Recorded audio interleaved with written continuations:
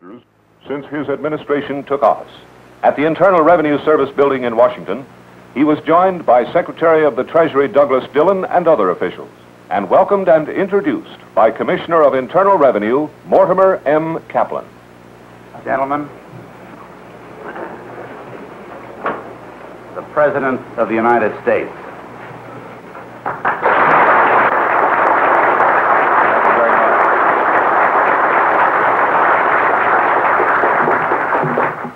Commissioner, Secretary, I came over here this morning to express my great interest in the work that you are doing.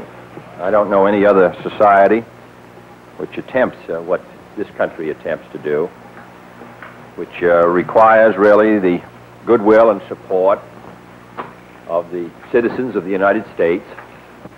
You are the point of contact with them, the people who work for you, and therefore the kind of spirit which you're able to inculcate into your people has a good deal to do with the success or failure of this great national effort. Heavy burdens are placed upon the American society today. Over half of the money that is collected under taxes goes to our national defense. A good deal of the rest goes to other programs of great importance to our national security. Out of a total national income of $500 billion, nearly $90 billion are collected in taxes by the federal government. Other billions are collected by the cities and the states.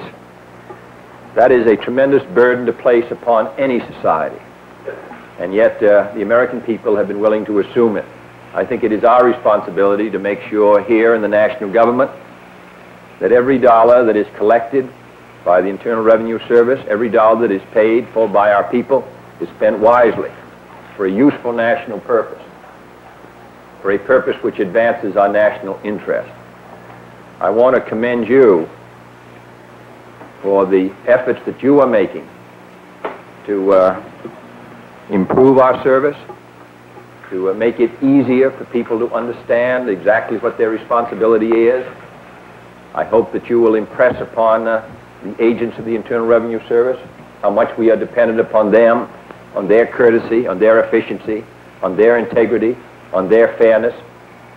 I hope that here in Washington we will continue to work so that the burdens of the tax system become as fairly distributed as possible, so that they're distributed in a way which stimulates our economy and stimulates our growth to the extent that is possible, not retards it. This is a matter which is receiving great concern, and it's a matter of great personal interest to me. This is a civil service area. It's going to be directed and administered in that fashion. I want you to understand that we are strongly behind you. We expect the best from you, and I can assure you that we'll do the best we can here. This is a difficult time in the life of our country. Our obligations spread around the world. It is becoming more obvious that the United States is the great source of strength, not only to the people of this area of the world, but also to people stretched all around the globe. They all look to us, and therefore the obligations upon us are many. I commend you for your work. I express the hope that in the future we can, all of us, constantly improve our responsibilities to the public interest.